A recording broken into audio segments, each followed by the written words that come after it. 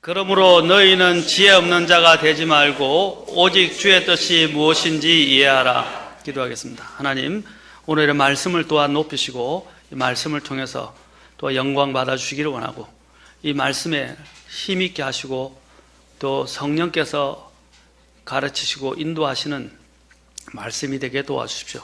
우리 안에 또한 하나님의 말씀이 자리 잡고 또 말씀에 순종하고 또 말씀이 주시는 그 지침과 원리와 지시에 따라 하나님을 더욱더 가까이서 섬기는 주님의 성도일 뿐 아니라 군사가 되도록 도와주옵소서. 주님께 이 모든 것을 의탁하며 예수님의 귀한 존함을 받들어 기도합나이다. 아멘. 앉으시겠습니다. 제가 하나님의 뜻을 발견하기 위한 표지판들에서 첫 번째는 순종하고자 하는 마음과 순종에 대해서 말씀을 드렸습니다. 두 번째 표지판은 하나님의 말씀입니다. 세 번째 표지판은 기도를 통해서 또한 우리는 하나님께서 우리에게 길을 인도하시고 확신을 주십니다. 네 번째는 성령님의 인도하심과 그 증거를 통해서 우리는 하나님의 뜻의 표지판을 통해서 하나님의 뜻을 알 수 있습니다. 그 다음에는 이제 하나님이 그와 더불어서 우리에게 내적인 마음의 평안을 주셔서 그것이 하나님의 뜻이라는 것들을 우리에게 말씀해 주십니다. 그 다음에 여섯 번째로는 오늘 우리 같이 살펴볼 내용은 이제 하나님의 표지판들은 우리가 하나님의 표지판들을 알게 될 때 그 오는 하나의 우리의 마음의 특징이 있게 됩니다. 그것이 바로 하나님의 것들에 대한 관심과 추구입니다. 어떻게 하나님의 뜻을 알 수 있는가? 하나님의 것들에 대한 관심과 추구는 하나님의 뜻을 발견하는 데 있어서 굉장히 주요한 요소입니다. 그래서 우리는 항상 하나님의 것들, 하나님의 관심사들을 첫 번째로 여겨야 합니다. 우리가 늘 자주 듣고 있지만 실제적인 삶의 영역에 있어서는 우리가 이런 부분에 소홀히 되기가 쉽고 우선순위가 뒤바뀌는 경우가 많습니다. 마태복음 6장 33절에 보면 오직 너희는 첫째로 하나님의 왕국과 그분의 의를 구하라. Seek ye first 이라고 되어 있어요. First, 제일 먼저 이 말입니다. 가장 첫 번째로 이런 뜻입니다. 먼저 하나님의 왕국과 그분의 의를 seek, 찾으라 또는 구하라 라고 말하고 있습니다. 먼저 우리는 하나님의 왕국과 그분의 의를 구해야 합니다. 그런데 우리는 하나님의 왕국과 의, 우리는 하나님의 부르심을 받은 자고 또 하나님의 은혜로 구원을 받은 자인데도 불구하고 우리가 당연히 우리를 구원해 주신 하나님의 것들을 먼저 찾고 추구하고 나아가야 되는데도 불구하고 하나님의 것들을 가장 뒤로 나중에 내가 이 삶의 모든 것들을 다 소용하고 난 다음에 남은 자녀들을 우리가 하나님 앞에 가져가고 드리려고 할 때가 많이 있습니다. 11조도 마찬가지입니다. 저는 이렇게 말씀드리고 싶어요. 11조가 율법적인 문제가 아니에요. 11조는 하나님이 성경의 신약의 원리에도 담겨져 있고 11조의 원리는 뭐냐면 하나님의 모든 것이 하나님의 것이라고 고백하는 신앙 고백입니다. 그리고 하나님의 것들을 인정하고 모든 것들이 하나님께로 났다는 것들을 내가 다시 하나님께 감사함으로 하나님의 것들을 인정하고 돌려드리는 것입니다. 그래서 제일 먼저 첫째 자리에 와야 돼요. 여러분이 돈을 만약에 수익을 얻게 됐을 때 수익의 가장 첫 번째 부분을 떼어서 하나님께 마땅히 드려야 합니다. 왜냐하면 모든 것이 하나님의 것이고 하나님이 나에게 은혜로 이 모든 것들을 누릴 수 있도록 해주셨어요. 그래서 제일 먼저 떼야 할 부분들이 11조입니다. 10의 1을 가장 먼저 떼서 하나님께 드려야 돼요. 그 다음에 여러분의 소용을 해야 되는데 우리가 어떻게 하냐면 내가 쓰고 남은 데서 남으면 11조를 드리고 남지 않으면 11조를 드리지 않아도 된다는 생각은 잘못된 개념입니다. 가장 먼저. 그냥 11조뿐 아니라 시간의 문제에 있어서도 제가 늘 우리가 카톡 그 교회 채팅방에서 이제 매일의 묵상에 관련된 말씀을 계속 올리고 있습니다. 제일 먼저 우리가 하나님과 함께 더불어 하루를 시작하고 하나님의 말씀을 놓치지 않고 그것을 붙잡고 그 약속을 붙잡고 하나님과 함께 나아가야 됩니다. 시간의 문제라든지 또 일을 할 때에도 또 우리가 항상 하나님의 이 일들을 추구할 때 하나님이 없이는 우리가 이 일들을 감당할 수가 없어요. 그래서 기도를 시작합니다. 기도를 하는 이유가 그겁니다. 어디를 가든 무엇을 하든 항상 기도로 시작을 합니다. 그리고 항상 또한 기도로 마무리하는 것이 필요합니다. 그것이 뭐냐면 삶의 우선순위에 우리의 자리 잡고 있는 부분이 무엇인가를 말해 주는 것입니다. 하나님의 것들이 가장 첫 번째 자리에 있어야 합니다. 말씀을 보는 문제, 기도를 하는 문제, 하나님께 드리는 문제, 또한 주일을 섬기는 문제도 마찬가지입니다. 이런 주일은 우리가 주의 첫날이라고 그러잖아요. 주의 첫날에 가장 먼저 주님 앞에 나와서 그렇죠. 주님께 경배를 드리고 그것과 더불어서 또 일주일을 우리가 살아갑니다. 이스라엘에게서 제일 중요한 날이 안식일이었습니다. 그러나 그 안식일이 대체되어서 주일이 된 건 아니에요. 안식일은 토요일을 지금 이야기하는 토요일이지만은 그렇죠? 그러나 7일째지만 이제 여기 왜 주일이냐면 주일은 신약 성도들에게 주신 것이에요. 이것은 새로운 시작을 의미합니다. 새로운 시작. 그래서 항상 주일을 뭐라고 합니까? 그 주의 첫날이라고 말하고 있어요.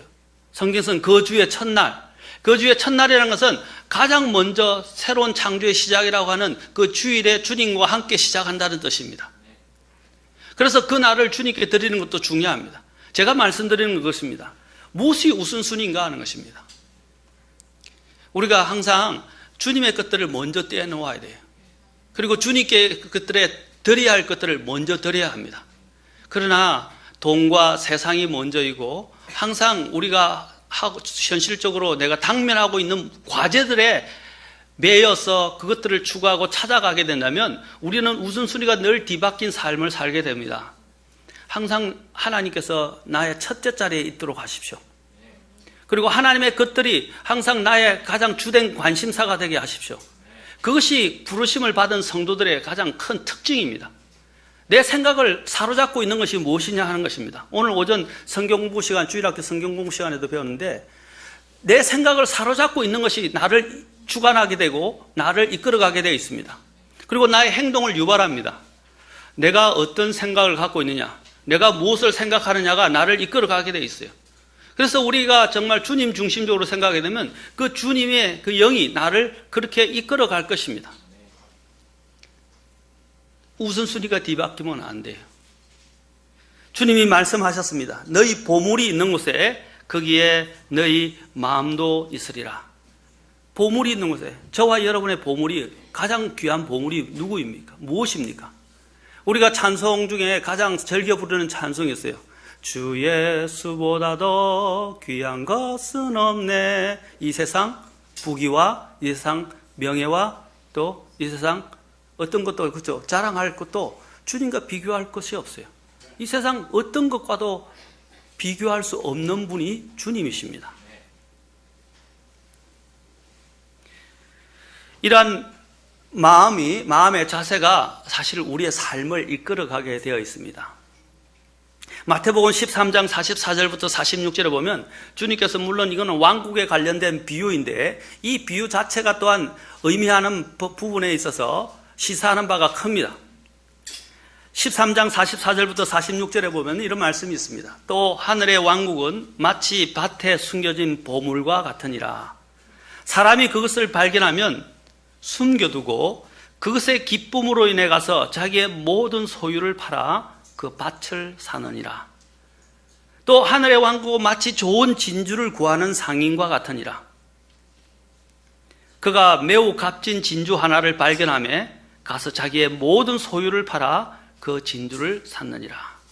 물론 이 비유는 하늘의 왕국에 대해서 말씀을 하시는 거지만 이 비유를 통해서 우리가 배울 수 있는 또 다른 부분이 있습니다.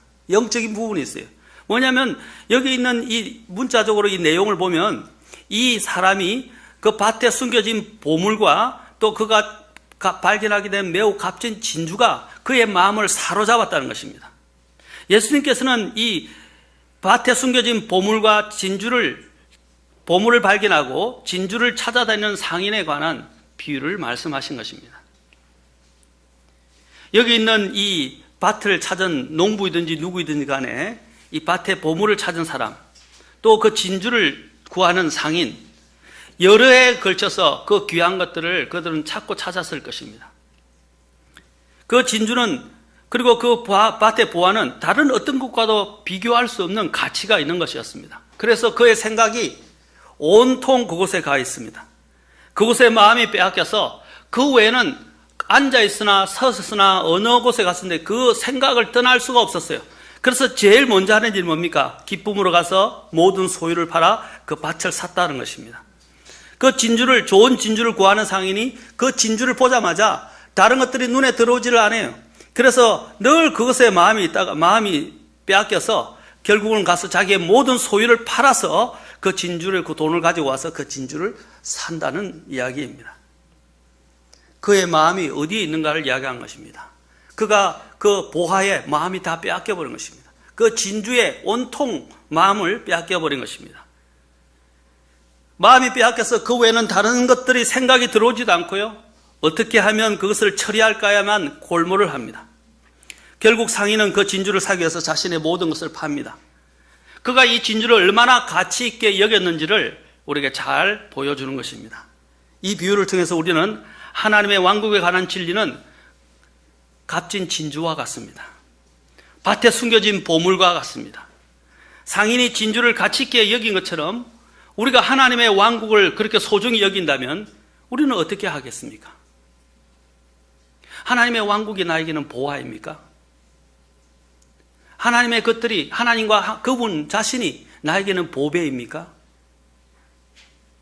예수님보다 더한 보배는 없어요. 어떤 분들이 어떤 분이 책의 제목을 이렇게 이야기했습니다. 죄사함의 비밀. 사실 구원파에서 많이 이야기하는 책의 이름이에요. 여러분, 죄사함은 비밀이 아니에요. 우리가 죄사함을 받기 위해서 하나님께, 예수님께 가는 건 아닙니다.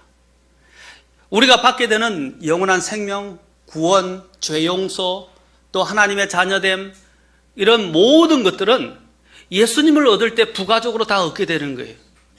예수님이 누구인가를 제대로 발견하게 되면 그것은 다 부가적으로 오게 되는 거예요. 그러나 우리가 부가적인 것들에 자꾸 관심을 가지게 되고 예수님이 소홀히 되는 것을 보게 됩니다. 죄사함이 우리의 목적이 아니에요. 예수님을 얻으면 죄를 용서함 받습니다. 예수님을 얻으면 영원한 생명을 얻게 되고 지옥으로부터 구원을 받게 됩니다. 예수님을 또한 얻게 되면 우리가 그것을 통해서 하나님의 자녀되는 특권을 그리고 영광을 누리게 됩니다. 예수님을 얻으면 모든 것을 얻는 것과 같은 거예요. 왜냐하면 우리의 보화는 예수님이기 때문입니다. 다른 것들은 부가적인, 여러분이 다이아몬드하고 금하고 같은 이런 것들을 비교한다면 어느 것을 더 추구하시겠어요? 여러분들은 당연히 다이아몬드를 추구할 거예요. 같은 크기에. 마찬가지로 여러분들이 이 다이아몬드와 이 세상에 있는 다른 부가적인 것들, 심지어는 예수님을 통해서 얻게 되는 부가적인 것들, 이것과 예수님을 비교할 수 있습니까? 없다는 것입니다. 그래서 저는 그 찬송이 참 정말로 하나님의 특별한 어떤 감동에 의해서 작곡이 됐고 작시가 되었다고 믿어집니다. 주 예수님보다도 더 귀한 것은 없네. 이 세상 부귀와 명예와 바꿀 수 없다는 것입니다. 오늘날 이 세대들은 이 세상의 것들로 인해서 예수님을 팔아먹고 예수님을 바꿔버렸습니다. 심지어는 인터넷과 TV와 스마트폰과 온갖 이런 세상의 취미 이런 것들 때문에 예수님을 바꿔버렸습니다. 예수님은 하나의 장신구에 불과하게 되었습니다. 나는 그냥 교회 다니네. 그냥 나는 예수를 믿는다고 하는 사람이네. 이렇게 하면서 예수님은 나의 액세서리와 장신구로 전락하고 말았습니다. 우리가 주님을 그렇게 취급해서는 안 됩니다. 오늘 여기 있는 이 상인과 또한 여기서 밭에 숨겨진 보물을 찾은 사람과 같이 한번 되어 보십시오. 우리가 이 상인이 진주를 귀하게 여긴 것처럼 우리가 그 주님과 그 주님의 진리를, 주님의 그 것들을 소중히 여긴다면 우리는 무엇이든지 기꺼이 여기 있는 진주를 찾은 상인과 같이 모든 재산을 팔아서라도 그것을 얻고자 하는 것처럼 자신의 것들을 다 버려서라도 그걸 얻고자 할 것입니다. 우리는 거기서 이러한 마음을 배울 필요가 있습니다. 로스앤젤레스의 유태인 부호였던 마이크 골드버거씨가 그가 몇 해 전에 보물을 잃어버려서 대소동이 벌어졌다고 합니다. 그래서 청소부가 이 16세기로부터 전해진 가보를 실수로 다른 쓰레기와 함께 쓰레기통에 내버린 것이 나중에 청소차에 실려져서 이미 출발한 얼마 후에 그런 사실을 발견하게 된 것입니다. 그래서 골드버거 씨는 모든 방법을 다 썼다고 합니다. 시청에 알아보고 청소차의 번호를 알아내고 쓰레기차가 쓰레기를 버리기 직전에 이 골든버거 씨가 마침 도착해서 자신의 사정을 자세히 말하고 보물찾기가 시작되었습니다. 8톤이나 되는 그 쓰레기 가운데서, 많은 쓰레기 가운데서 작은 보물을 하나 찾는 일이 급선무였습니다. 조금씩 쓰레기를 정리해가면서 그 썩은 냄새 속에서 이 부자는 6시간 동안 쓰레기 정리를 하였으며 마침내 잃어왔던 보물을 찾아내게 되었습니다. 6시간을 그 쓰레기를 뒤진 거예요. 마침 그날은 하누카라는 유대인의 명절이었습니다. 그 명절에 전통적으로 부르는 찬송인 이스라엘에 들으라 주 하나님은 한 하나님이시오 라는 것들을, 노래를 그 쓰레기 속에서, 쓰레기 더미에서 춤을 추면서 큰 소리로 불렀다고 합니다. 그것이 정말 귀중한 보물이라면, 그 사람에게는 너무나 귀중한 보물이었기 때문에 자신의 체면, 자신의 시간, 자신의 경비, 에너지, 위신, 모든 걸 다 던져버리고 그 쓰레기 더미에 들어가서 그것을 뒤져서 찾아냈다는 것입니다. 찾아냈을 때 그 부자가 또 체면을 무시하고 사람들 보는 데서 그 쓰레기 더미에서 춤을 췄다는 것입니다. 그리고 노래를 불렀다는 거예요. 여러분, 이것이 얼마나 우리에게 시사하는 바가 큽니까? 주님은 이 세상에 그 어떤 것과도 비교할 수 없는 가장 값진 보화입니다. 우리가 그 주님을 얻고 주님을 발견했다면, 우리가 그 주님 앞에서 당연히 주님 앞에 경배를 드리고 주님 앞에서 노래를 부르고 사람들이 뭐라고 이야기하든 주님을 내가 찾았던 그 기쁨을 우리가 노래하며 사람들에게 알려야 되지 않겠습니까? 많은 사람들이 실제로 보면요, 오늘날 보면 사람들이 그리스도인이라는 것을 부끄러워합니다. 오늘날 그리스도인이라면서 주님의 이름을 모독하게 한 사람들이 너무 많이 있어서, 특히 정치가들 중에서도 정말 가슴 아픈 일들이에요. 사람들이 요즘 그리스도인 하면 치를 떱니다. 이전에 정치 위정자들에서 가장 높은 자리에 있었던 사람들조차도 너무나 많은 비리와 부패로 인해서 그리스도인이라는 심지어는요, 하나님을 지금 모독을 하고 있어요. 사람들이요, 조롱합니다. 저 사람이 교회 집사였다, 장로였다, 이렇게 하면서 모독을 하고 있어요. 심지어는요, 찬양대처럼 엮어가지고요, 정치를 빙자해서 마치 찬양대에, 교회 찬양대처럼 옷을 입고 나와서 정치가들을 찬송 대신에 정치가들을 비아냥거리는 노래로 마치 교회에서 찬양대가 부르는 것처럼 하면서 비아냥거리기도 합니다. 저는 너무너무 마음이 아팠어요. 우리의 주님은 어디로 간 것입니까? 주님이 그런 취급을 받아야 마땅한 분입니까? 우리의 삶에 지하철을 타보면 그 중에서도 용기 있게 성경을 내놓고 성경을 읽고 거기서 크리스찬 서적을 읽으면서 기도하는 사람들을 간간히 한 번씩 봅니다. 정말 드물게 봅니다. 요즘은 그런 사람들 찾기가 더 어려워져요. 더 분명해지고 있어요.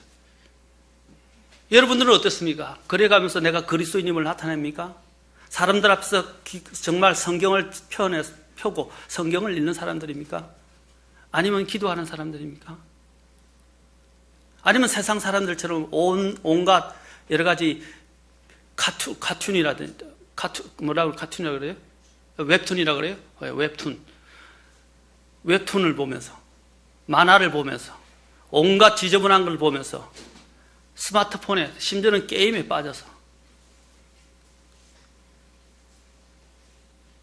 우리 그리스도인의 가장 중요한 것이 무엇입니까? 세무서 직원이 한 목사의 집에 불쑥 찾아왔다고 합니다. 대개 재산을 조사하려고 세무서에서 왔습니다. 평소 주변 사람들에게 자신은 엄청난 부자라고 얘기하던 목사님답게 그는 대뜸 이렇게 실토했습니다. 예, 저는 잘 오셨습니다. 숨겨진 재산이 아주 많습니다. 그래서 세무 공무원은 한 건 잡았다고 생각했는지 불이 났게 장부를 꺼내 들었습니다. 재산 목록을 하나도 빠짐없이 적기 위해서였습니다.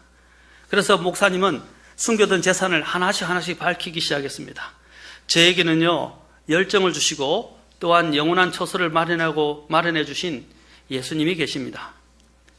그분이 저에게 가장 귀한 보물입니다. 세무서 직원은 그거 말고 이 세상에 있는 것을 빨리 대라고 재촉을 했습니다. 그러자 저에게는 하나님을 섬기며 또 주님을 위해 나를 돕는 아름다운 아내가 있습니다. 그 아내야말로 제게는 귀중한 보물입니다. 솔로몬 왕이 말했듯이 귀한 아내는 보석보다 더 가치가 있습니다. 이 다소 실망한 세무서 직원은 또 다른 것은 없냐고 물었습니다. 그러자 그 목사님은 또 건강하고 믿음 좋은 자녀들이 있습니다. 커서 하나님을 위해 귀히 쓰일 기금속들이죠. 그거 말고 또 없습니까? 하고 물으니까 제 마음속에는 어떤 보석과도 바꿀 수 없는 놀라운 기쁨과 평화가 있습니다. 그거 말고요. 그거 외에 다른 거 없습니까? 그것이 저의 전 재산입니다. 세무서 직원은 아무것도 적지 못한 채 장부를 듣고 목사님에게 말했습니다. 댁은 정말로 부유한 분이십니다. 그런데 그 많은 재산 가운데 세금을 내야 할 것은, 제가 추징해야 될 것은 하나도 없군요. 이렇게 답변하고 돌아갔다고 합니다. 여러분의 보안은 누구? 여러분 보안은 무엇입니까? 여러분, 제가 말씀드린 자녀는 참 정말 귀한, 성경에서는 상속 유업이라고 말합니다. 헤리티지라고 말합니다. 유산이. 근데 그것을 성경은 뭐라고 그러냐면 자녀들은 주님의 유산이라고 말합니다. 주님의 유산입니다. 가장 좋은 것은 자녀가 이 세상에서 성공하는 사람보다도 아까 가장 귀한 보물이신 예수님을 놓치지 않고 예수님을 붙잡고 살아가는 그 자녀가 최고의 자녀입니다. 하늘에서 그 자녀를 그 부모가 나중에 만나게 될 때 그 자녀가 주님 앞에서 칭찬을 받는 모습만큼 영원한 것이 없습니다. 하나님 앞에서 많은 상을 얻고 칭찬을 받는 그 자녀를 볼 때 대견할 것입니다. 이 세상에서 아무리 누리며 잘 살았다 할지라도 주님 앞에 섰을 때 거지처럼 와 있는 자기의 자녀의 모습을 본다고 생각해 보십시오. 이 세상에서 잘하는 것이, 잘 되는 것이, 성공하는 것이 잘못됐다고 말씀드린 것이 아닙니다. 아무리 성공을 해도 주님을 놓치고 있는 삶은 다 무가치한 삶입니다. 이 세상에서 아무리 가난해도 거지 나사로처럼 이 세상에서 비록 가난하게 그가 거지로 죽었지만 그는 아브라함의 품에 있었습니다. 이 세상에서 부자는 어디겠습니까? 이 세상에서 떵떵거리고 누리며 살았지만 그는 지옥에서 눈을 떴습니다. 심지어는 주님 앞에 이르렀을 때 아무것도 없이 벌거벗은 모습으로 발견되어지는 사람도 있을 것입니다. 저는 여러분이 거지 나사로처럼 살더라도 정말 주님을 경외하고 주님을 두려워하는 가운데 살았으면 좋겠습니다. 신문에 한번 나왔는데 영국에서 한 여인이 뭔가를 주다가 자기의 반지를 그 안에 거지에게도 줘버렸어요. 근데 그 거지가 두려워 이걸 어떻게 할까 하다가 이걸 돌려주기로 작정해서 보관을 하고 있었는데 마침 그 여인이 찾아왔어요. 그리고 그 거지에게 혹시 반지가 이렇게 물으니까 제가 그 반지를 당신이 오면 다시 되돌리려고 잘 보관하고 있었습니다 하고 반지를 돌려줬다고 합니다. 그러면서 그는 또 다른 그 중에 한 사람, 그 사람이 비록 그는 가난했지만 하나님을 두려워하는 사람이었어요.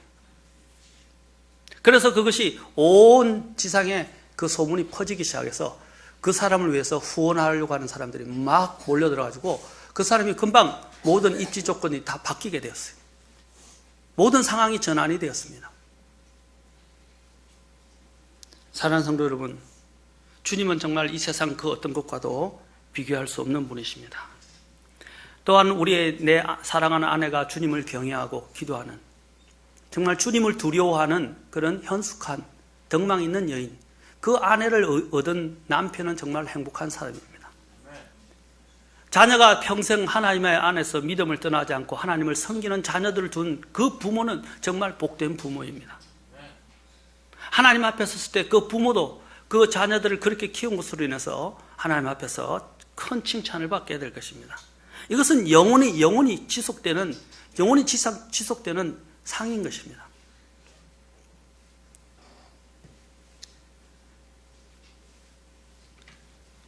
오늘 우리에게서 하나님의 것과 하나님의 복음과 하나님의 진리는 보물 중에 보물입니다.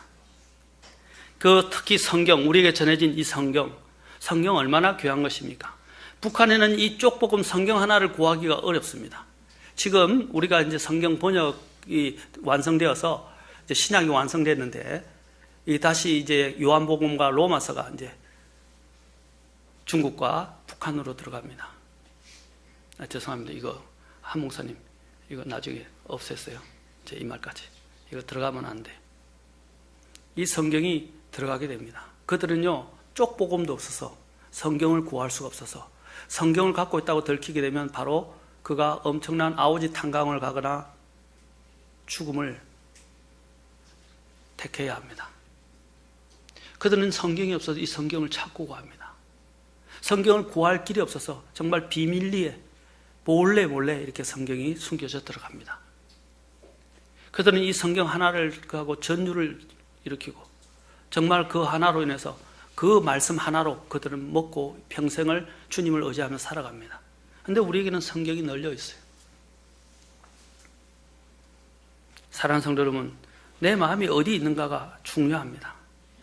잠언 2장 4절에 보면 은을 구하던 같이 그것을 구하고 감추어진 보화들을 찾는 것 같이 그것을 찾으면이라고 말씀하십니다. 그리고 그때에 주 두려워하는 것을 깨닫고 하나님 아는 것을 발견하리니, 잠언 2장 4절과 5절에서 6절에서 계속 말씀하십니다. 은을 구하는 같이 그것을 구하고 감추어진 보화를 찾는 같이 그것을 찾으면이라고 됐어요. 마치 아까 여기 있던 진주를 발견하고 그 진주를 생각하며 모든 자신의 재산을 팔아다가 그 진주를 사는 상인처럼 말입니다.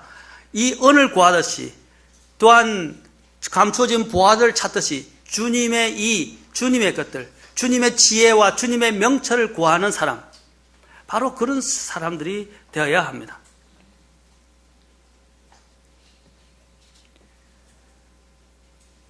신명기 4장 29절에서는 만일 내가 거기서 주 내 하나님을 찾으면 내 마음을 다하고 내 혼을 다하여 그분을 찾으면 만나리라 하셨습니다. 여러분의 마음들이 정말 주님을 찾는 마음을 가지면 주님께서 나를 만날 것이다 말씀하셨어요. 그리고 또한 만나는 것뿐 아니라 주님은 주님의 그 뜻을 우리에게 보여주실 것입니다. 내게 마음이 있느냐 하는 것이 제일 중요한 거예요. 지금 내가 여기 여러분 이 자리에 와 있고 여러분들이 하나님을 섬기고 여러분이 나타나는 그 모든 부분들은 내가 마음이 어디 있는가를 나타내 보여주는 것입니다. 여러분도 아마 억지로 이 자리에 왔다고 저는 믿지 않습니다. 정말 하나님을 사랑하고 하나님을 찾기 때문에 이 자리에 왔다고 믿습니다. 이것은 여러분의 이러한 현재의 모습은 여러분의 마음을 반영한 것이고 그 마음이 어디 있는가를 이야기한 것입니다. 저는 여러분들에게 말씀드리 오늘 이 주일에 온 그러한 마음 자세를 가지고 하루하루를 그렇게 살아가시기를 원합니다. 교회만 와서 교회 예배만 드리는 사람들이 아니라 매일매일 삶 속에서 주님이 나의 삶의 보화가 되고 중심이 되고 내 삶을 이끌어가는 그런 주체가 되도록 하십시오. 예레미야 29장 13절에서도 또 너희가 너희 마음을 다하여 나를 찾으면 나를 찾고 나를 만나리라 했습니다. 너희가 마음을 다하여 나를 찾으면 나를 찾고 만나리라. 하나님의 뜻을 알기를 원하십니까? 하나님을 찾으십시오. 하나님을 나의 가장 값진 보배로 여기십시오. 세상의 그 어떤 것과도 비교할 수 없는 보화로 여러분들이 여긴다면 또한 주님께 가장 첫 번째 것들을 먼저 드려야 할 것들을 드리시기 바랍니다. 주님을 따르는 제자가 되고 하나님을 뜻을 쫓아 순종하는 데 있어서 가장 사실 방해가 되는 것이 돈과 혈육입니다. 돈과 혈육입니다. 내 입에서 돈 나오는 사람들, 내 입에서 맨날 자녀들 문제. 그것은 뭘 말하냐면 내 마음이 어디에 있는가를 이야기해요. 저는 저와 여러분의 입에서 늘 주님이 나오면 좋겠어요. 예, 어떤 안 좋은 일에 오 하나님 앞서사, 예수님 앞서사, 그런 말은 하지 마세요. 그것은 저주예요. 그것은 굉장히 망언이에요. 하나님을 신성 모독하는 말입니다. 그런데 하나님을 찾지 마시고요. 모든 것에 오 주님 감사합니다. 주님 이렇게 찾으면 좋겠어요.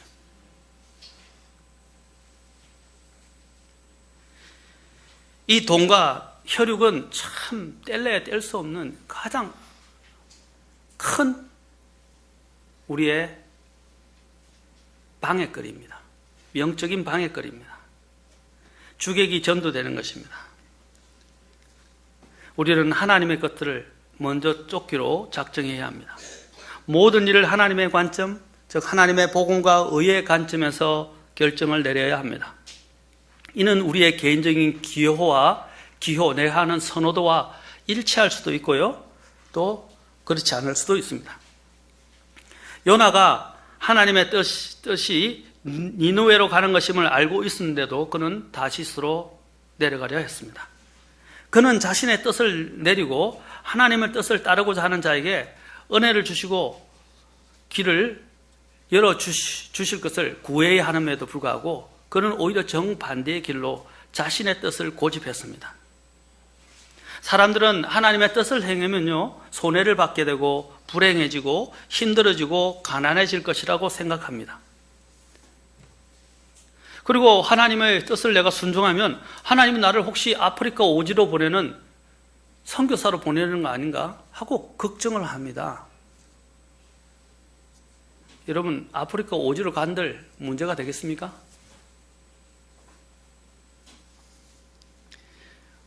전에도 이야기했지만 짐 엘리엇이 고백한 말을 기억하십시오. 영혼이 잃어버리지 않을 것들을 위해서 잠시 누리고 잃어버릴 것들을 버리는 자는 지혜로운 자입니다. 설령 하나님이 나를 오지로 보내신다 할지라도 하나님께서는 나의 모든 필요를 채워주실 것이고 나를 통해서 하나님은 가장 큰 영광을 받게 되실 것입니다. 무엇을 두려워하십니까? 하나님이 가라면 네 하고 가면 됩니다. 가장 가치 있는 일 아닙니까? 오히려 그것이 나에게는 가장 행복하고 만족스러운 삶이 될 것입니다. 하나님의 뜻을 발견한 것이 무엇보다도 중요합니다. 미래가 아니라 현재 내게 주어진 하나님의 뜻에 나를 맞추고 걸어가십시오. 때가 되면 하나님께서 그런 자를 일으키셔서 하나님이 원하시는 중책을 맡기실 것입니다. 주님은 내 마음을 다하여 주를 신뢰하고 내 자신의 명철을 의지하지 말지어다. 내 모든 길에서 그분을 인정하라. 내 모든 길에서 그분을 인정하라. 그리하면 그분께서 내 행로들을 지도하시리라. 그리하면 그분께서 내 행로들을 지도하시리라. 하나님이 약속하셨어요. 잠언 3장 5절과 6절에서 약속하셨어요. 우리는 하나님의 약속들이 있는데 하나님의 약속을 가지고는 있는데 약속을 믿지를 않아요. 그리고 그 약속을 내 마음에 일종의 모토처럼 붙들고 있지를 않습니다. 여러분, 이것이 그냥 하나의 장식물이 되어서는 안 돼요. 가온을 그냥 걸어두기만 하면 뭐합니까? 그 가운데로 살아야죠. 그 가온을 붙들고 살아가야죠. 마찬가지로 여기 있는 이 말씀을 그냥 장식처럼 그냥 성경에 있는 대로만 두고 살면 안 돼요. 그것이 내 것이 되어야 됩니다. 주님은 약속하셨어요. 말이 아니라 실제적인 삶에서 마음을 다하여 주를 신뢰하고 내 자신의 명철을 의지하지 말고 모든 길에서 그분을 인정하라. 그리하면 그분께서 내 행로들을 지도하시리라. 하나님이 뜻을 보여주시겠다고 약속하신 것입니다. 남아프리카 공화국의 다이아몬드 광산 개발이 시작된 것은 우연한 기회를 통해서였다고 합니다. 한 상인이 남아공의 어느 마을에 머물렀을 때 선반 위에서 광채를 발하고 있는 커다란 돌멩이 하나를 발견했습니다. 그래서 상인은 주인에게 물었어요. 저 돌멩이는 누구의 것입니까? 아, 저것은요, 제 아들이 산에서 주워온 것입니다. 그래서 상인은 주인에게 부탁했습니다. 내가 좋은 장난감을 하나 줄 테니까 저 돌멩이를 하나를 나에게 주지 않겠습니까? 주인은 선반에 놓인 광채나는 돌멩이를 그 상인에게 주었습니다. 그렇게만 장난감을 준다니까 그렇게만 해주신다면 감사하죠 하고 제 아들도 그 장난감을 좋아할 것입니다. 그리고 기뻐할 것입니다. 라고 하고 맞바꿨어요. 주인은 상인에게 몇 번이나 오히려 고맙다고 인사를 했습니다. 그런데 그것이 값비싼 다이아몬드라는 사실은 전혀 몰랐던 것입니다. 결국 이 돌은 여러분이 잘 알고 있는 그 남아공의 케이프타운의 보석상에게 12만 5천 달러의 그 당시 돈으로 팔렸다고 합니다. 12만 5천 달러, 수억이 되죠. 지금은 수백만 달러를 호가한다고 합니다. 우리의 인생도 마찬가지입니다. 진정 중요한 것에 대한 가치를 모르는 사람들이 너무 많습니다. 영원한 생명에 대한 소망도 없고 그 주님의 가치를 모르고 살아가는 사람들이 너무 많습니다. 주님 안에는 엄청난 보화가 있다고 골로새서는 말합니다. 그리스도 안에는 엄청난 보배가 숨겨져 있다고 말하고 있습니다. 그 보배는 이 세상에 보여지는 보물과도 비교할 수 없는 보화예요. 그리고 일시적이고 사라져버릴 이런 보화와도 관련이 전혀 비교할 수 없는 보화들입니다. 여러분 여기서 얻게 되는 여러분의 이 보화들, 특히 눈에 보이는 다이아몬드, 어떤 기금속이라 할지라도 가장 값진 것들이라도 여러분 저 천국에 갈 때는 그거 다 두고 가야 돼요. 저 천국에는요 그런 것들이 가치가 없는 아주 볼품없는 순도도 미치지 못하는 보석들에 불과할 것입니다. 왜냐하면 천국 그 길이 다 순금거리니까. 순금으로 된 거리예요. 우리가 그 금으로 된 순금으로 된 그 거리를 그것도 불순물도 1%도 없는데 요즘 여러분 순도를 보면 요즘 순도가 옛날보다는 99%에 있는데 옛날은 95%에서 이제 99% 정도 왔어요. 그러다가 나중에 이거 더 순도를 표시하기 위해서 99.9가 나왔어요. 그것을 더 표현하기 위해서 99.99까지 나왔어요. 그리고 또한 미국에서 나온 99.999까지 나왔어요. 그런데 그래도 0.00001의 순도는 없다는 거 아닙니까? 맞습니까? 근데 천국은 100% 완전히 100% 순금이에요. 근데 그 순금을 어떻게 한다고요? 발로 밟고 다니는. 비교할 수 있습니까? 여기서 그 보화, 이것은 하늘에 오래 가서 얻게 될 보화와 비교하면 아무것도 아니에요. 여러분이 예수님을 얻으면 이걸 얻는 거예요. 그리고 예수님 안에 있게 되면 그 사람들이 이 세상에서 누릴 수 없는 각종 보화들과 주님께로부터 면류관을 받게 될 것입니다.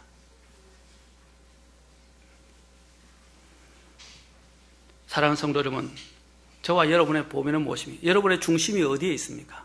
오늘 주님의 뜻을 여러분 발견하려면 저와 여러분의 마음들이 바로 하나님의 것, 하나님과 하나님의 것들에 관심을 두고 마음을 두시는 여러분이 되시기를 바랍니다. 그 다음에 6번째로 우리가 또한 일곱 번째로 생각할 것은 앞선 자들의 지혜와 조언입니다. 바로 앞선 자들의 지혜와 조언을 통해서 우리는 하나님의 뜻을 발견할 수 있습니다. 지혜로운 조언에 대해서는 누누이 제가 말씀드렸습니다. 우리는 물론 하나님께 가장 먼저 물어야 합니다. 그러나 다른 사람들의 조언을 구하는 것도 필요합니다. 조언이나 충고를 들을 때 우리는 귀담아 듣는 것이 필요합니다. 세계 제1의 강철왕이 된 미국의 실업가 카네기는 그의 해고록을 쓰는 중에 남북전쟁의 영웅이고 뒤에는 미국의 대통령을 2번이나 역임했던 그랜트 장군에 대해서 다음과 같이 기록을 했습니다. 1861년 남북전쟁이 일어났는데 서부의 전황이 좋지 못할 때 이 그랜트 장군은 술에 취해 있을 때가 많다는 소문이 떠들고 있었습니다. 그 내용이 이렇게 기록된 겁니다. 그 내용을 말씀드리는 거예요. 그의 참모였던 로린스는 용기를 내어 그에게 충고를 했습니다. 이에 대해 그랜트 장군은 내가 그랬던가? 난 전혀 몰랐는데 지금 그 말을 듣고 놀랐는걸? 하고 그는 말했습니다. 장군님, 제가 말한 그대로입니다. 부하 장교들의 입에 오르내리고 있습니다. 그러자 이 그랜트 장군은 그럼 어째서 자네는 나에게 빨리 알려주지 않았나? 앞으로는 술을 절대로 입에 대지 않기로 하지 하고 말한 뒤에 장군은 그로부터 이 약속을 굳게 지켰습니다. 그 후 몇 해가 지난 뒤에 곧잘 그랜트 부처와 그 다음에 뉴욕에서 식사를 같이 하게 되는데 카네기가 이야기합니다. 그런데 그는 앉자마자 술을 치워버리는 것을 잊지 않았다고 합니다. 이와 같이 그의 굳센 의지가 그의 성공을 가져오게 했다고 보는 것이 옳은지도 모릅니다. 대개의 사람들은 일시적으로 금주를 맹세했다가도 곧 그 결심을 풀어버리는 게 보통이니까 말입니다. 라고 기록했습니다. 여러분, 위대하고 성공한 사람일수록 조언의 길을 기울이고 약속을 잘 지키고 이행하는 사람이라고 합니다. 여러분, 성공한 사람들에 보면 신뢰를 받는 사람이다라고 말하고 있습니다. 그리고 약속을 잘 지키는 사람이다. 약속을 잘 지켜야 신뢰를 받는 사람이 되는 거예요. 그 다음에 또 하나는 다른 것들을 귀담아 듣는 귀가 열려있는 귀가 필요하다는 것입니다. 이 충고를 주는 것은 좀처럼 환영을 받지 못합니다. 충고를 듣고 권면을 받고 또한 자신에 대해서 이야기를 들을 때 마음이 다친 사람들은 오히려 그것을 화를 내고 기분을 나빠하고 자존심 상해하고 그것들을 바람직한 것으로 받아들이지 않는 경우가 많습니다. 그러나 귀를 기울이는 것이 필요합니다. 가장 많은 이 성공의 문턱에서 서지 못하는 사람들의 특징은 조언을 듣지 않는 것입니다. 저와 여러분이 성장하기를 원한다면 다른 사람들의 말을 신중하게 들을 줄 아는 귀를 가져야 할 것입니다. 저나 여러분이 남에게 귀를 기울이게 침묵하지 않는다면 저와 여러분은 성숙해지는데 아무런 도움을 받지 못할 것입니다. 말을 많이 하지 않고 다른 사람의 말에 귀를 기울여야 한다고 다짐하기 전에 먼저 해야 할 일이 있습니다. 그것은 다른 사람도 무엇인가 값진 것을, 올바른 것을 가지고 있다고 믿고, 그렇죠? 마음을 여는 것입니다. 당신에게 어떤 순간에서도 여러분에게서나 저에게 있어서도 그 사람에게서 얻을 수 있다는 마음을 가지셔야 됩니다. 심지어는 다윗이 시므이가 저주하는 것조차도 하나님이 주신 것으로 받아들였습니다. 그때 그의 마음이 굉장히 겸손하게 되었을 때입니다. 그가 바세바를 범했을 때는 어떠한 말도 듣지 않았고 기울이지 않고 그것에 쏠려 있었습니다. 그러나 하나님이 죄를 지적하시고 나중에 하나님의 징계를 받고 그가 쫓겨나갈 때도 심지어는 시므이가 도망가는 그를 저주하는 것에 대해서도 하나님이 하신 것이니까 후아들에게 내버려 두라고 했습니다. 그는 이런 세상의 그런 저주조차도 하나님이 자신에게 주시는 말씀으로 받아들였던 것을 보게 됩니다. 사랑하는 성도 여러분, 마음을 낮추십시오. 우리는 어린이들에게도 심지어는 어린아이에게서도 배울 것이 있습니다. 그들이 하는 소리들을 무시하지 마십시오. 귀를 담아 들으십시오. 또 무엇보다도 특히 주변에서 영적인 사람들, 주변에 있는 또한 더 나보다 연륜과 경험들이 많고 또 영적인 사람들의 귀를 귀담아 들어야 합니다. 저도 나름대로 성경을 많이 공부했고 성경을 통한 확신이 있지만 교회 여러 일을 결정할 때 여러 목사님들과 함께 의논해서 물어보기도 합니다. 한 목사님이 잘 알아요. 물어봐서 서로 이야기를 듣고 나누기도 합니다. 또 심지어는 형제님들에게 조언을 구합니다. 물론 조언을 구하지 않은 분들도 계세요. 또 심지어는 임원에서도 조언을 구하고 이야기를 듣습니다. 그리고 판단하고 결정합니다. 심지어는 또 각종 회사에서도 CEO들이 가장 힘든 것이 뭐냐면 결정을 할 때입니다.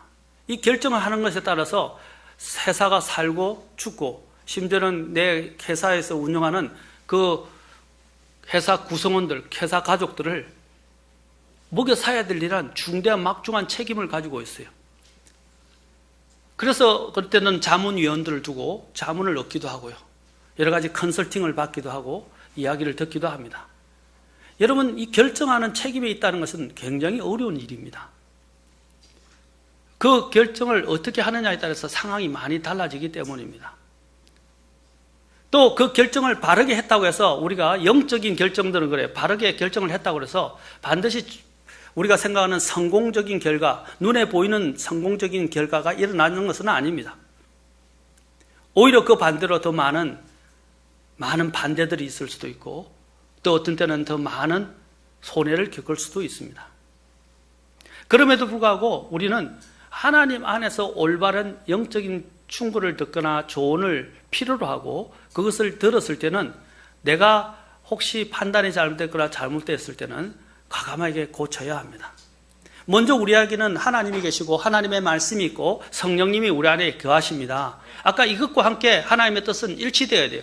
그와 함께 좋은 것이 뭐냐면 내 주변에 지혜로운 좋은 자들, 나를 권면해주고 아낌없이 충고를 해주는 사람이 있다는 것은 행복한 일입니다. 왜냐하면 그것이 나를 바로잡아주기 때문이고 그것이 나의 채찍이 되기 때문입니다. 이런 사람이 없는 사람은 불행한 사람이에요. 진정한 충고를 아끼지 않는 그 친구가 없다는 것은 불행한 삶을 사는 것입니다.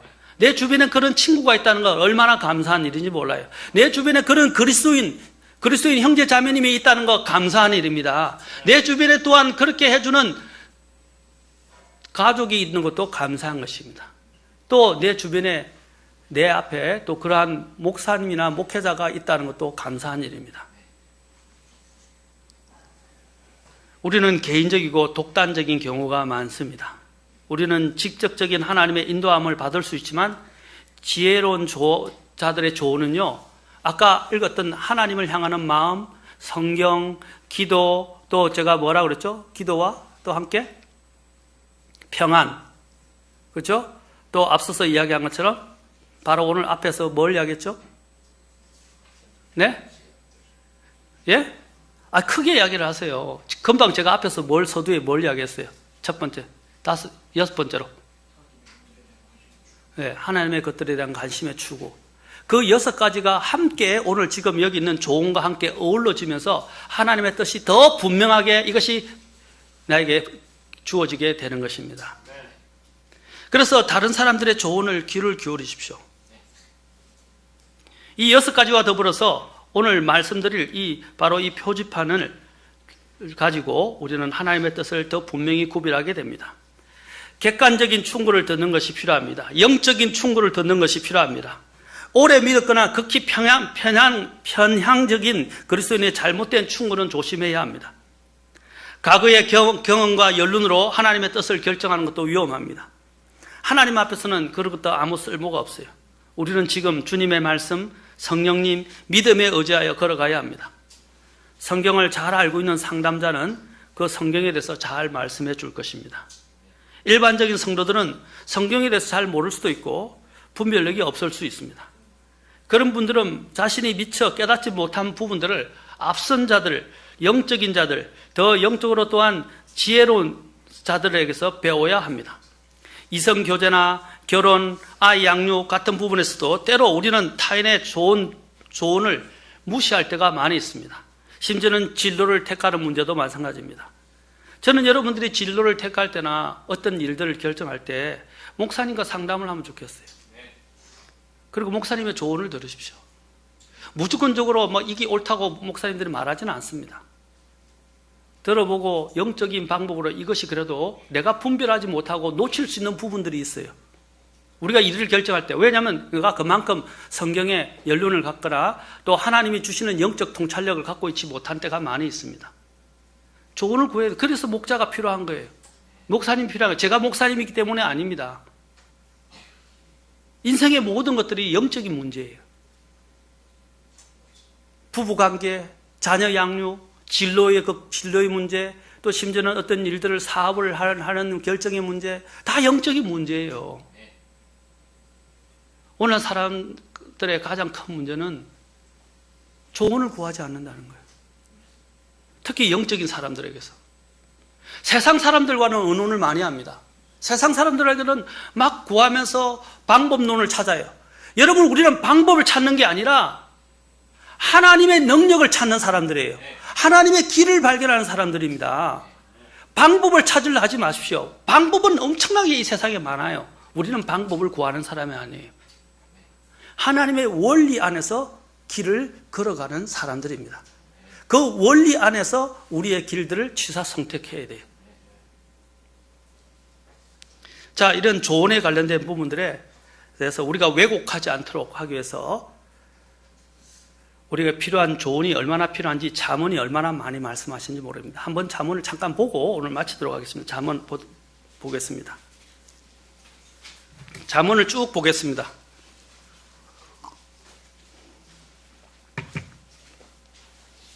잠언 1장 5절. 잠언 1장 5절입니다.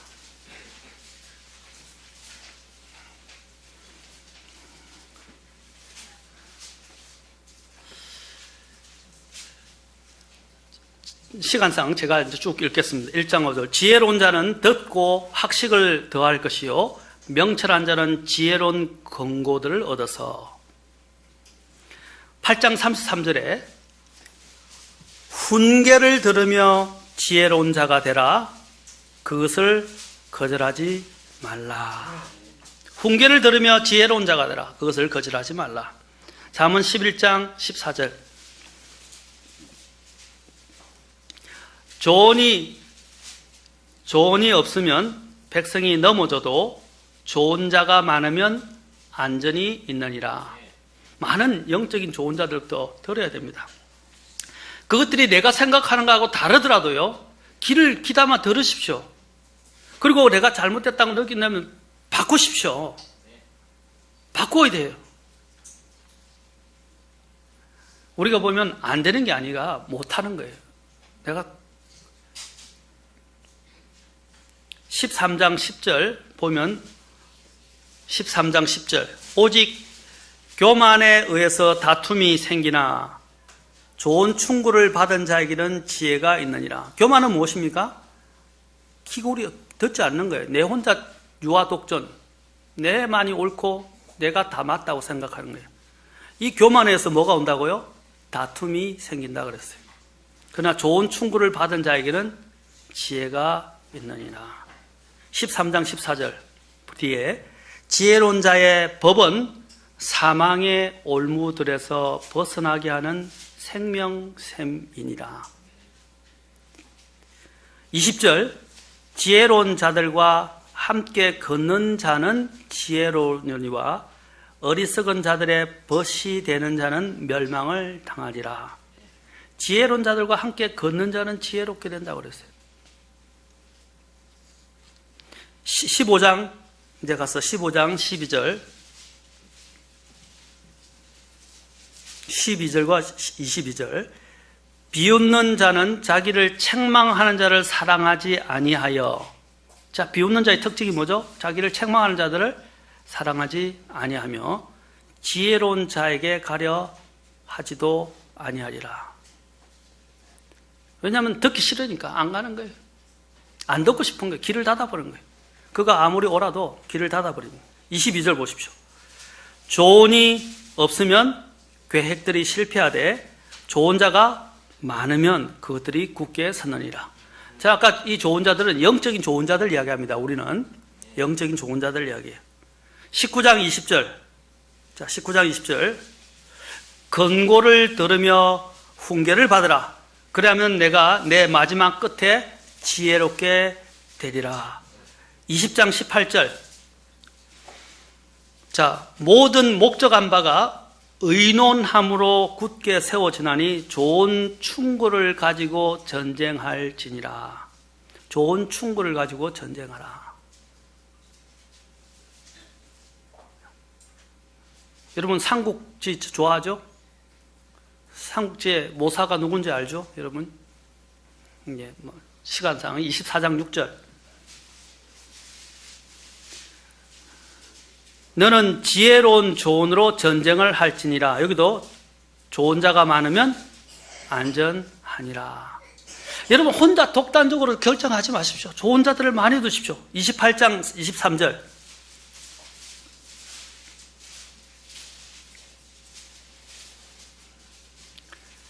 사람을 꾸짖는 자는 혀로 아첨하는 자보다 나중에 더 많은 호의를 얻으리라. 이 조언을 듣는 것은 참 쉬운 일이 아닙니다. 참 힘들고 어떤 때는 자존심 상하고요. 굉장히 안 좋을 수 있어요. 그러나 하나님이 말씀하신 것들이 있다면 우리는 과감하게 내 자신을 마음을 꺾어야 합니다. 자존심 버려야 합니다. 자존심은 아무것도 아니에요. 저도 옛날에는 자존심으로 살았어요. 그런데 자존심 아무것도 아니더라고요. 하나님이 이걸 다 버리라고 하셨어요. 이전에 우리 자매님들이, 제가 시간이 같지만은 자매님들이 5가지 동물을 사막과 함께 동행하는데 5가지 동물이 있는데 그 중에 5가지 동물 중에 하나를 택하는 걸 가지고 그 사람의 심리 테스트를 하더라고요. 그 중에 심리 테스트 하는데 그 자존심이 나왔어요. 그 자존심이 무슨 동물이었죠? 양이었어요? 예, 양. 양이었다고 그러더라고요. 양. 양이었나요? 사자였대요, 사자. 사자. 사자가 자존심이었대요. 그래서 제가 제일 먼저 버린 게 사자를 택했었어요. 그러니까 저희 집사람이 눈이 동그래져가지고요. 제가 사자를 버렸으니까. 제일 마지막에 남은 게 가족이었더라고요. 근데 그게 뭐라고 그렇게 자매님들이 그 이야기를 남편들에게 듣고 즐거워했는지 모르겠어요. 제가 나중에 마지막에 사자를 택했거나 아마 원숭이나 다른 걸 택했더라면 난리가 났을 것 같아요. 집안에 아마 풍비박산이 나고, 이제 이혼하자 소리도 들었는지 모르겠어요. 하여튼 감사한 것은 자존심을 가장 먼저 버리는 일입니다. 자, 잠언 5장 11절부터 13절 잠깐 보겠습니다. 자, 여기 보면 책망을 듣지 않고 조언을 듣지 않는 자의 최후가 어떻게 되는지에 대해서 이야기합니다. 최후. 자, 잠언 5장 11절부터 13절. 이거는 같이 읽겠습니다. 11절부터 13절.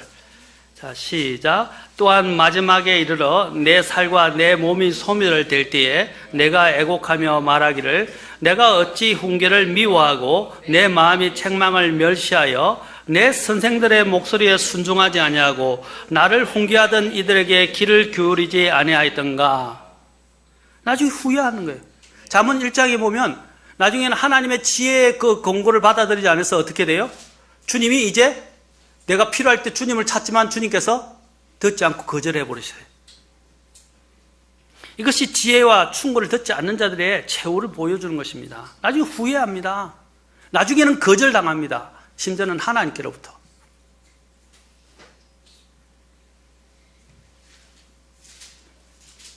하나님이 심지어는 우리를 때로는 삶에 있어서 고난을 주실 때가 있는데, 고난은 여러 가지 경우에 쏩니다. 함부로 판단할 수 없지만 여러분들이 개인적으로 다른 사람들이 고난을 받을 때 내가 함부로 판단해서는 안 돼요. 그러나 나에게 고난이 올 때는요, 이것이 하나님이 어떤 목적과 메시지를 가지고 나에게 이렇게 말씀하신가를 생각해요. 몸이 아프거나 집에 여러 가지 문제가 생기거나 여러 가지 화가 미친다든지 어려운 일들을 당하게 될 때 가장 먼저 생각해야 할 것이 뭐냐면 하나님이 나를 왜 이러한 상황에서 징계하시는가, 아니면 나를 이러한 상황으로 가도록 허락하시는가를 생각해 보십시오. 대개 찾아보면 하나님이 주시는 메시지가 있어요.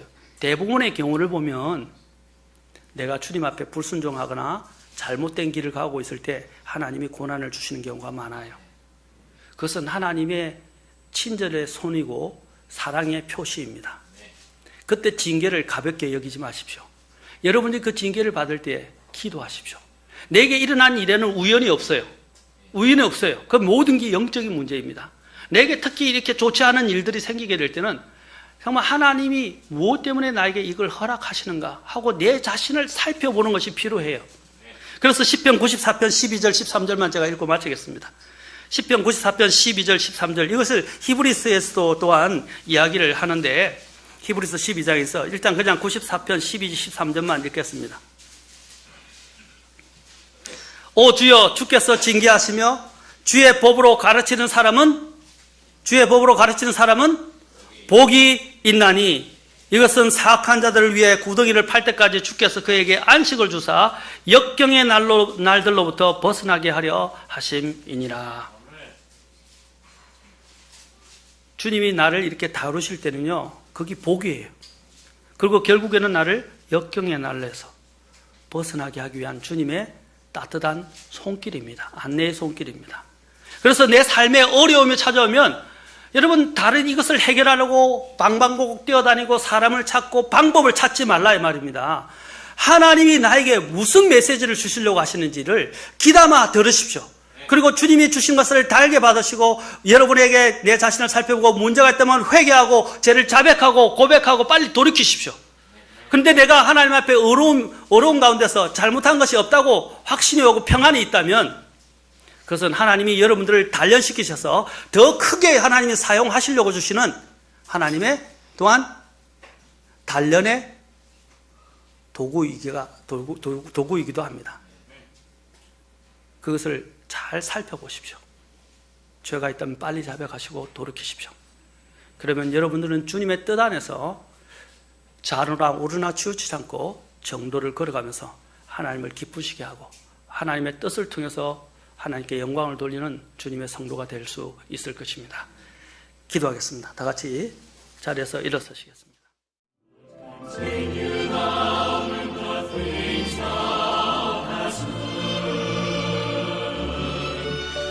continue